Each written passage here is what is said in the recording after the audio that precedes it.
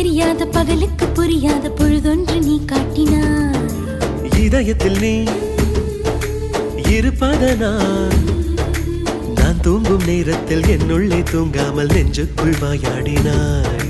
கண்ணாடி நீ கடிகாரம் நான் உன்னுள்ளே ஓடோடி வாழ்வே. காதல் எனும் கடுதாசி நீ என்றென்றும் அன்புடன் நான்